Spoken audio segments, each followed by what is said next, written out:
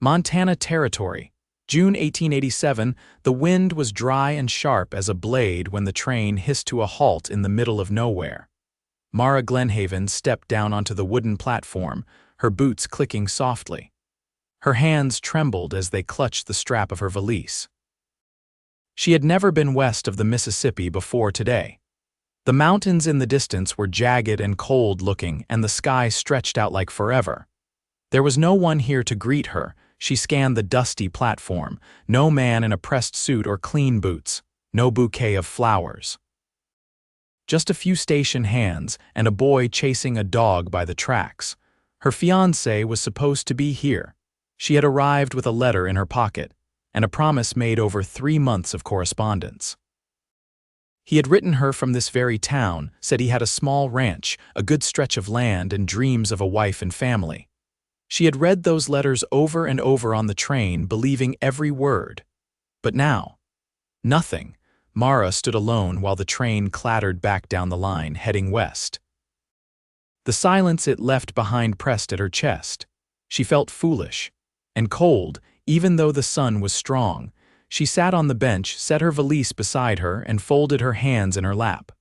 Her wedding dress was packed carefully in the trunk the porter had hauled off the train. She had sewn every stitch of it herself. A full hour passed. Then another. A man walked by once, a rancher by the look of him, but he gave her only a glance and kept walking. Her throat ached. She did not cry, not here, not yet. Another hour passed. Then a voice. "You waiting on someone, miss?" She looked up. He was tall, with sun-browned skin and dark blonde hair that curled a little at the ends. His shirt sleeves were rolled to his elbows and his hat was pulled low. He had kind eyes, honest ones. "Yes," she said. I was supposed to meet someone. "My fiancé, I was coming here to marry." The cowboy nodded once. He did not ask questions right away, just looked around, calm and quiet, then met her eyes again. "I can sit with you a while, if that is all right." She hesitated, then nodded. He sat beside her on the bench, not too close. He rested his hands on his knees. "I am Holden Oaks," he said. "My ranch is about 2 miles west of town. I was delivering a horse to the blacksmith, saw you sitting here." "Mara Glenhaven," she said softly. He nodded again. "You sure this man did not say which train he would meet you on?" He said the noon train. "This one?"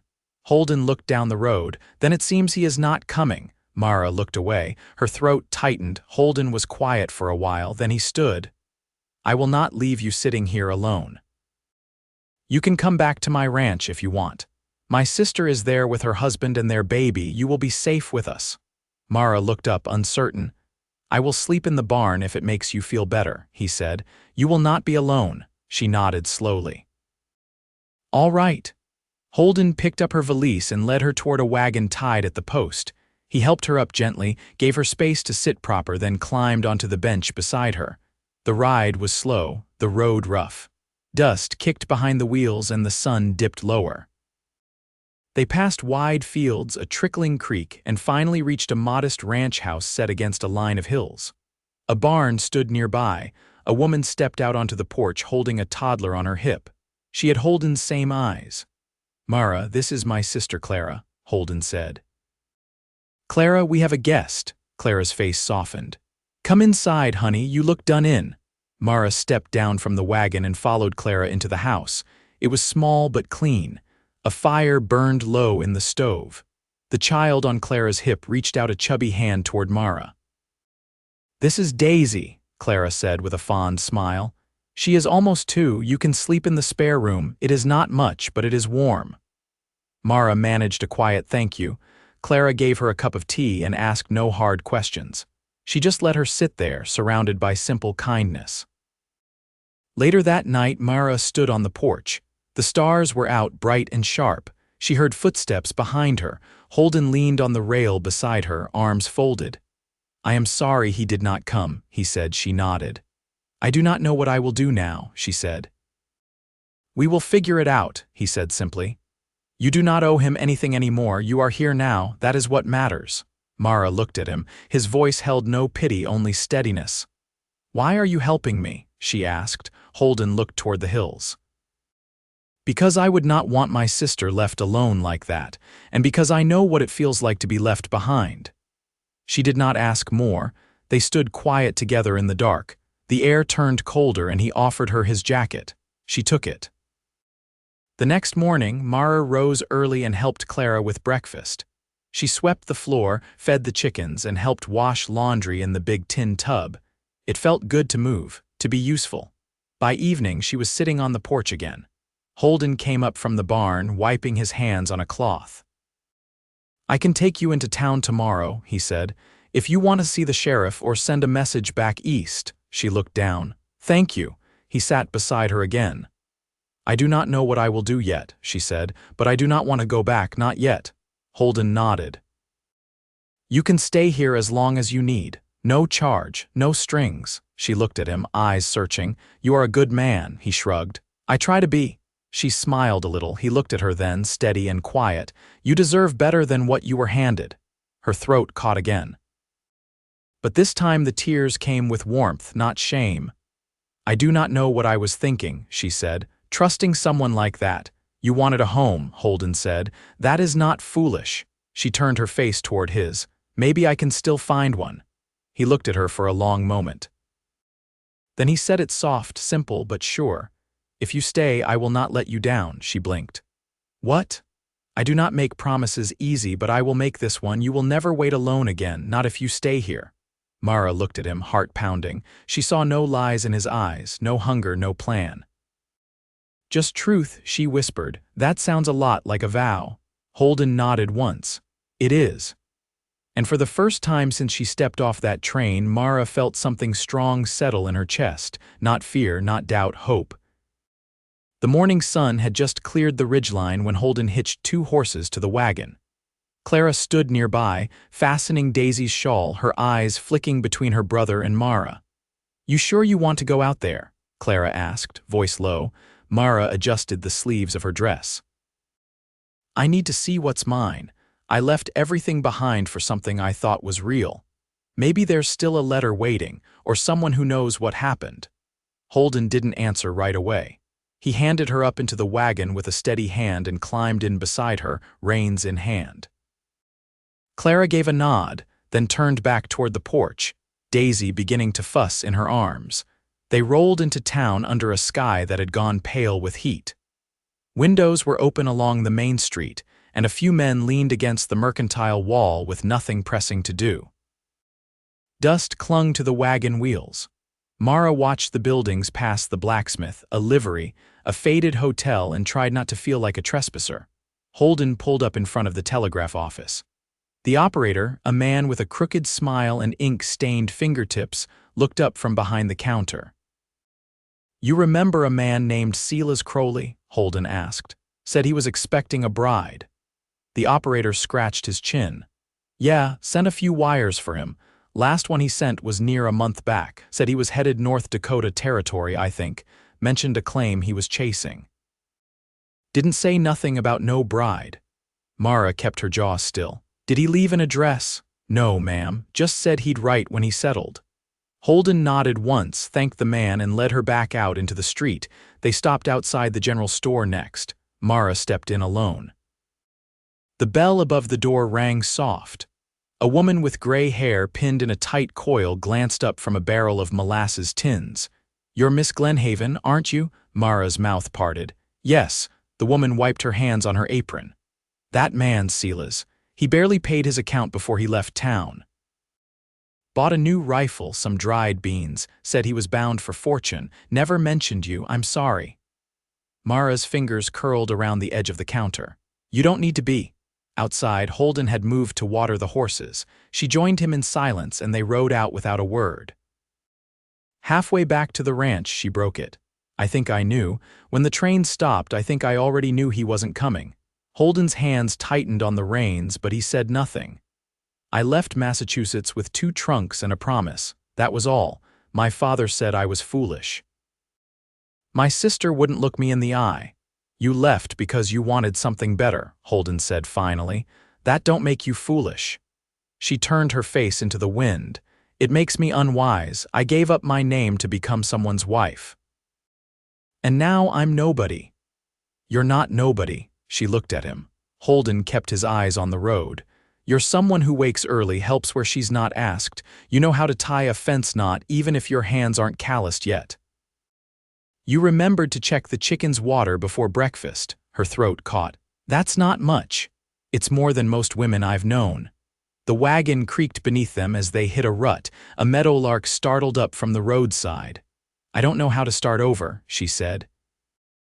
"You already did," Holden replied. Back at the ranch, Clara had stew simmering. The air smelled of onions and thyme. Mara helped slice bread, her hands steadier than they'd been all day. That evening, Holden brought her a small wooden box. "What's this?" she asked. "Some things from my mother," he said. "She passed when I was 16. Clara took most of what mattered, but this was in the back of the barn. Thought you might use it." Mara opened it carefully. Inside were bits of calico, a silver thimble, 2 bone-handled buttons, and a spool of blue thread. At the bottom, folded neat, was a needlework sampler with faded letters stitched in careful rows. She looked up at him, uncertain. "I figured if you wanted to sew something, you shouldn't have to ask." Her voice came quiet. "No one's ever given me something like this." Holden shrugged, but his eyes stayed on hers. "There's a lot of things I'd give you if you'd let me." She ran her fingers over the sampler, then closed the lid. "I'm not ready to belong to someone again." "I don't want you to," Holden said.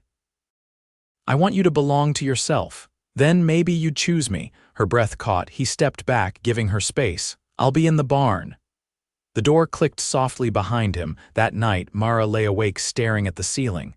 Wind moved gentle through the cracks in the shutters. She thought of her mother's hands threading needles, of the way Holden had looked at her without asking anything in return. Somewhere past midnight, she rose and lit a candle. She opened the box again and set the sampler in her lap. She didn't touch the needle or thread. She just sat there, holding the past in her hands. And for the first time since she'd left home, she didn't feel ashamed of where she'd come from or afraid of where she was. She was still here, and someone had seen her. Not as a shameful mistake or a burden, but as a woman standing on her own 2 feet.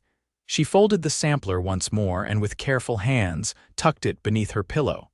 The summer deepened. Dry heat settled into the valley, and the grass along the fence line turned brittle and gold. Mara took to walking the perimeter in the early hours, a wide-brimmed hat shading her face, the hem of her skirt brushing against thistle and wild oat. She carried a small tin pail most mornings, collecting speckled eggs from the hens before the sun warmed their coop too much. Clara had shown her how to tell which ones were fresh. Holden had been out mending the east pasture gate when she found him. He was kneeling in the dirt beside a post, hammer in one hand, a twisted wire in the other.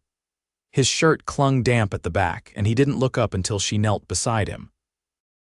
"I found a split in the trough plank," she said. "The one near the orchard tree." "I'll take a look," he said, setting the hammer down. "Might be the nails worked loose in the heat." She watched him for a moment, the way his forearms moved as he twisted the wire snug again. His hands carried nicks and old scars, but they moved with quiet certainty. "I'd like to learn," she said. He looked at her, brow lifted slightly. "How to fix things," Mara added. "Not just sew or sweep. I want to be useful, not just helpful." Holden leaned back on his heels. "All right. I'll show you. You'll hurt your hands some, but you'll get the feel of it." She picked up the hammer. Later that afternoon, with her palms still tender, she sat beneath the cottonwood near the barn, darning a tear in one of Clara's aprons. Holden joined her, bringing a tin cup of cool well water. He sat on the ground across from her, one knee bent, his hat shading his eyes. "You always quiet when you work?" he asked, watching her fingers move. "I think better when I'm quiet," she said. Holden nodded. "I figure a lot of folks talk too much when they don't know what to say." She glanced at him, then back at the fabric. "I used to talk to fill silences. Back home, it made me feel like I was useful, but here it's different. The quiet doesn't feel empty." He ran a thumb over the rim of his cup. "That's how I know I'm home, when quiet doesn't press on me, just settles in." She folded the apron carefully once the thread was secure. "Did you ever think of leaving?" she asked. "Once," he said. After my father died, I drove cattle south, ended up in Texas for a season. Thought maybe I'd find something bigger, but I missed this land, even the hard parts. She leaned against the trunk, legs stretched out. I don't miss Boston, not even the way I thought I would. I don't miss the gas lamps or the streetcars or the church bells. Holden looked at her steadily. What do you miss? My mother's humming, she said. She used to hum when she ironed, always the same tune. I can't remember the melody now, I try, but it slips away. He didn't speak, just watched the wind move her hair against her cheek. And I miss lilacs, she added after a long pause. They bloomed behind our kitchen window every spring. The rest doesn't matter. I'll plant you some, he said. She blinked. Lilacs don't grow easy out here. I'll find a way, he said. You shouldn't have to forget everything sweet just to be here. She felt something shift in her chest, quiet and slow. That evening she found a small bundle on her pillow, a pair of worn gloves, soft with use, the fingertips patched in places. Holden's, clearly. There was nothing written, no note. Just the gift. She wore them the next morning, and when he saw her approach the fence line, he didn't say a word. Just handed her the pliers and nodded toward the next post. They worked side by side until noon, the sun climbing high, sweat trailing down their jaws. He showed her how to check the tension in the wire, how to brace her foot against the post for leverage. She didn't complain when her arm ached or when her skirt caught on the sharp edge of a nail. Later, while they washed up at the pump, Holden handed her a clean cloth. You don't flinch at the hard parts, he said. I flinch, Mara replied. I just do it anyway, he smiled, just barely. That's what I meant. That night, Clara brought out a basket of fresh peaches from a neighbor's orchard down valley. They sat on the porch, the three of them, with Daisy asleep on Clara's lap, and the sky streaked lavender and gold. Mara peeled one with her pocket knife, juice slipping down her wrist. Holden reached for another, his fingers brushing hers. I was thinking, he said, we could build a coop farther from the house, give the hens more space. She looked up. You want help? Wouldn't ask if I didn't, he said. She nodded. Then I'll be there. The porch fell quiet again, but it wasn't uncomfortable. And when Holden stood and offered his hand to help her rise, she took it without hesitation. His fingers were warm, rough like the land around them, and steady as the promise he hadn't made again but hadn't needed to. She knew it was still there, same as before. Waiting. The wood for the new coop arrived by wagon from a sawmill 3 valleys over, and Holden spent the better part of a morning hauling planks from the stack to the edge of the orchard. Mara joined him, boots scuffing the dry ground, arms full of cedar slats that left a trace of scent on her skin. He marked out the ground with a length of twine and 4 stakes, and she helped square the corners, adjusting the line until it sat just right. They spent the next several days working in long stretches of silence, broken only by the sound of hammer against nail and the low rhythm of their breath. Mara learned how to brace a beam with her shoulder while Holden leveled it, how to steady a ladder in uneven soil, how to notch 2 boards so they nestled close without shifting. Her hands toughened. One afternoon, as she steadied a crossbeam above her head, Holden paused to study the sky beyond her. You ever live where the land just runs flat? He asked. No rise, no bend, just open? No, she said, glancing at him under the brim of her hat. Boston's all edges and corners. You have to look up to see the sky, he nodded. I worked a trail once through Kansas, nothing but wind and horizon. I thought I'd like it. I didn't. Felt like there was nowhere to rest your eyes. There's something about hills, she said. They catch the light different. Like the land's breathing. He leaned back against the post, wiping a streak of sawdust from his jaw. I used to sit up on the ridge there after supper, just sit. My father said it was a waste of time. But I think I figured out more sitting still than I ever did riding fence. Mara rested her hands on her hips. You talk about him sometimes, your father. Holden's eyes narrowed a little, not defensive, just guarded. He wasn't cruel, just couldn't settle his bones. Always chasing something better, left Clara and me to figure out what stayed behind. She stepped closer, her voice low. Do you think he was ever happy? Holden looked past her toward the barn with its weathered boards and sagging eaves. I think he wanted to be. But wanting's not enough, not if you can't hold still long enough to know when you've got it. They didn't speak for a while after that. The wind picked up, shifting dust along the orchard floor, stirring the leaves just enough to make them whisper. That evening, Mara stayed out after the sun dipped. She stood at the edge of the field, watching the last light catch in the folds of the hills. The air smelled like warm earth and wood smoke. She heard Holden's steps behind her before he spoke. Clara said she's keeping Daisy home from church this week, a cough she doesn't want passed around. Mara looked back at him. You still going? He nodded. Figured I'd take the wagon in the morning, rides easier with two. She hesitated. I haven't been to church since I left the East. Don't have to say anything if you don't want, just sit a while, hear the hymns. She studied him for a moment. All right. The church was small, clapboard with a bell that rang sharp and clear in the thin morning air. Holden tied the horses while Mara waited by the stoop, smoothing the creases from her skirt. Inside, the pews were worn smooth by years of use, and the pastor's voice carried without effort. She didn't sing, but she closed her eyes during the verses, letting the sound settle in her chest like warm water. Afterward, they lingered at the edge of the yard while others greeted one another. A woman with silver rings on her fingers offered Mara a jar of pickled beets, and a man with a limp asked Holden if he'd be willing to trade for feed corn next week.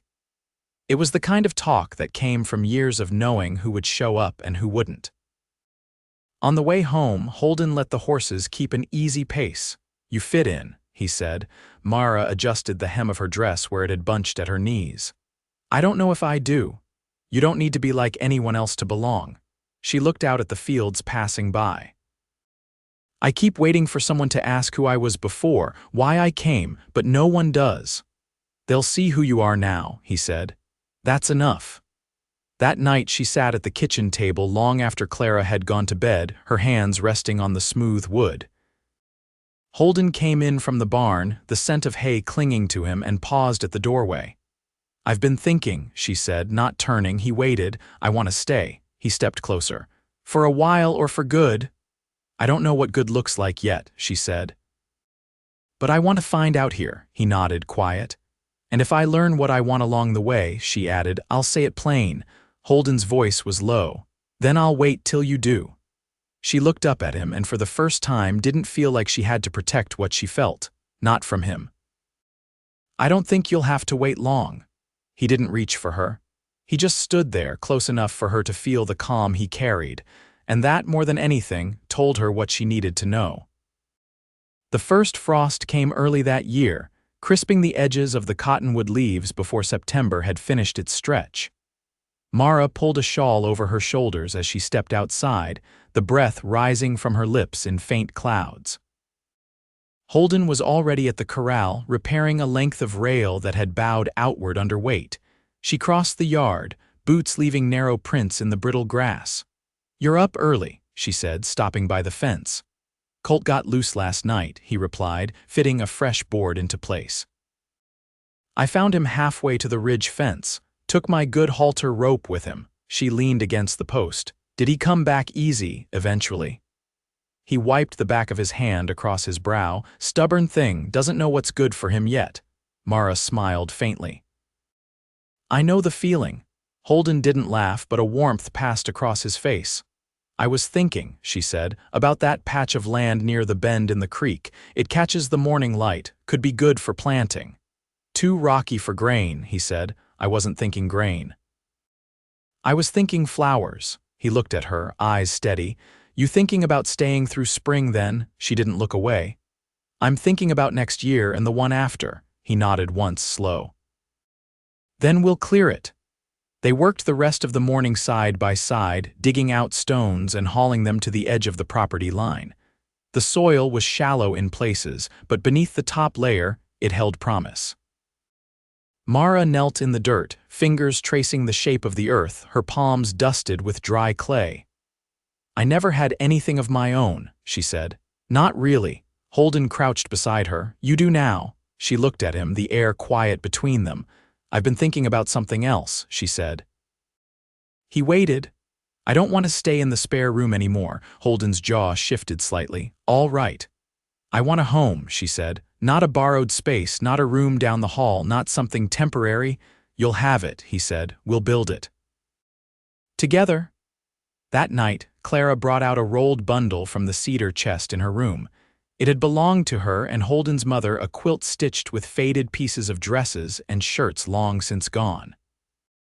When Mara unfolded it across the bed in the room that would soon be hers and Holden's, she ran her hand over the threadbare patchwork and felt a kind of stillness settle in her chest that she had never known before.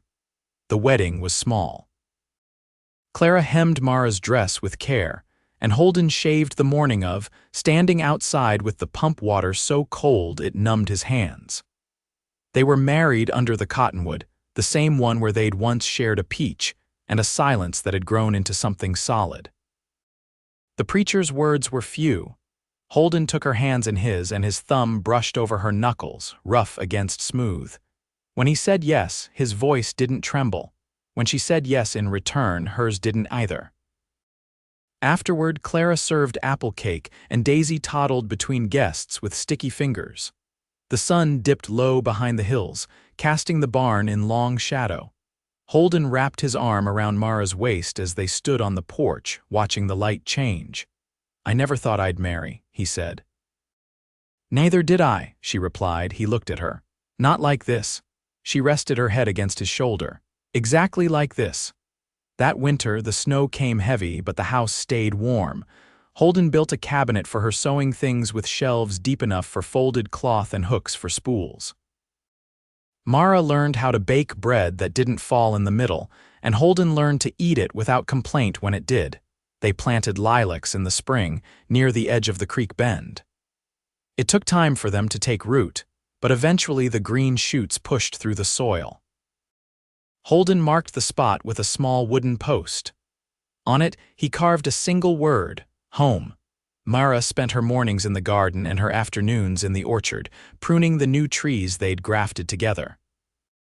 At night they would sit by the fire, her head tucked beneath his chin, his arm draped around her waist like it had always belonged there. In time, the coop filled with hens, and Clara's family moved to a place of their own, nearer to the schoolhouse. Daisy still came to visit, dragging her doll behind her, calling Holden uncle with a giggle that never lost its charm. Mara never wrote to the man who'd left her at the station. She didn't need to. She had built a life from the dust of that morning and had never looked back.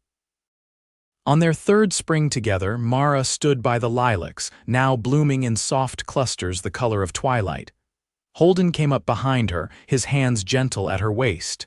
You did it, he said. We did, she corrected. And when he kissed her, it was not the kind of kiss that trembles with doubt or asks for forgiveness. It was quiet, sure, and full of something that had taken root long before words had found it. They lived that way steadily, sweetly, with the kind of love that doesn't need to be spoken to be known. Every fence line they rode, every meal they shared, every silence they filled with glance and gesture, it was all part of something lasting. And when the world turned again, season into season, the only thing that changed was how much more they belonged to it, to each other. Forever.